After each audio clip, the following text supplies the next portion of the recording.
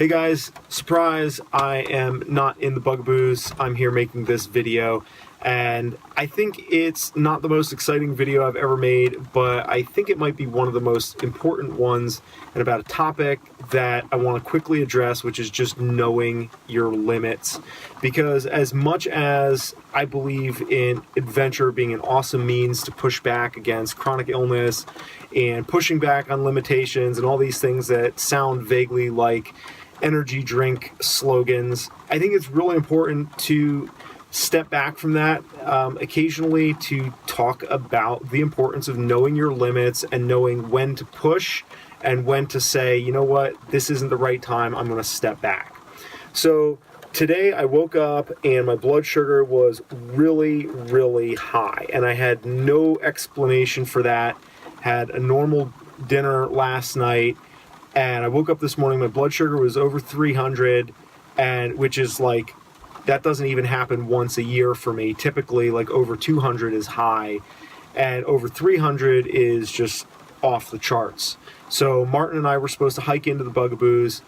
I made a quick call and said, Martin, like, I'm not going to be able to do that today. I have to figure out what's going on. And so I had two theories as to what could have been wrong. One was that they gave me regular soda last night when we ate out instead of diet soda. And the other was that my insulin might have gone bad, and that's why my blood sugar was so high. And then there's another possibility too, which is that I have an infection somewhere in my body that is just driving my blood sugar up. But one way or the other, I had to look at a situation where I was looking at going and being in the backcountry for 4 or 5 days, climbing some big stuff, and whether or not that was a good idea to go into that situation with my blood sugar that high.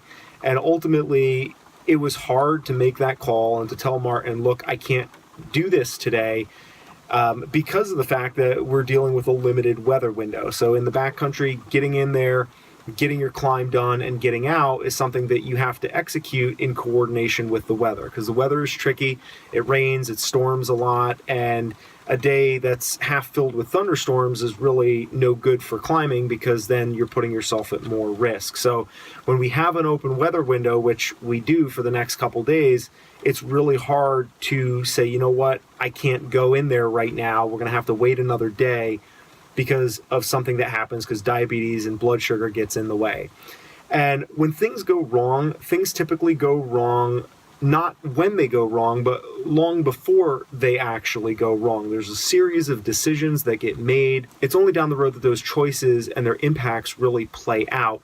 And by the time it happens, then it's too late to do anything about that. So I think that prudence is the better part of valor. And one thing I know is that if I am conservative in managing my diabetes, I'll be here for a long time. And the climbing is certainly going to be here. There's no question about that. So the question really comes down to whether I'm going to be here or not, and whether or not it's a good idea to balance or stack additional risk factors on top of each other. And for me, I talk a lot about how it's important to go out and push my limits and do these things that, you know, are outside of the realm of what most people think of as normal for life with type 1 diabetes. And I really wanted to make this video just to give you guys an update and say, here's why I haven't gone into the Bugaboos yet, here's why we're not climbing, but also to illustrate the fact that, you know, as much as I believe in pushing, I also believe that it's really important to not be afraid to say, you know what, I can't do it today, I'm going to have to wait until I get this sorted out, and to really make a good decision for yourself so that you're not dealing with multiple risks at the same time. If I know my blood sugar is dialed, my blood sugar is in a good place, then I know that I'm able to go out and take on additional risks of climbing. And if my blood sugar is out of control or something is going on in my body, I'm not going to put myself in a situation where it's, you know, likely to be compounded and where I could put my partner Martin's life at stake by not being on top of my game there too. And the decision-making process to reach that conclusion is really critical. And I want to say a specific thank you to Martin for being such an amazing partner. And obviously he understands what I'm dealing with and how these things can happen with type 1. But there is no question about whether or not my decision was right because he was totally respectful of that and not like, dude, come on, like, you know, we should be going in there. He's very much like, look, you know your body, you know what works for you, make a good decision for yourself and we'll deal with it afterwards. And that's the biggest part, I think, of climbing that gets underrepresented, because most of the time we hear about, you know, heroics, we don't hear about the failures and the times that people bailed and backed off and made decisions that were a lot less exciting that enabled them to get into the position where they could finally achieve something.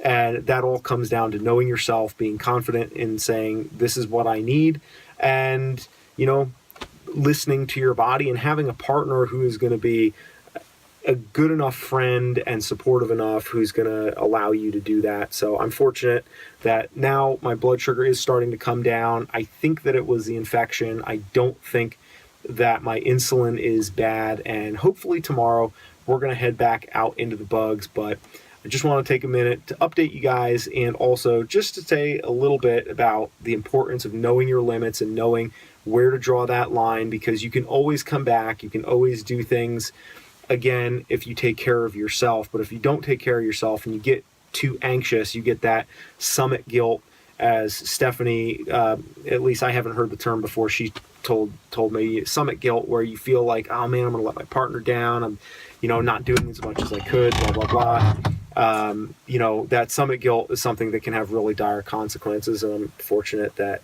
we seem to be doing all right. So hopefully back out there tomorrow, and we'll see you after the weekend.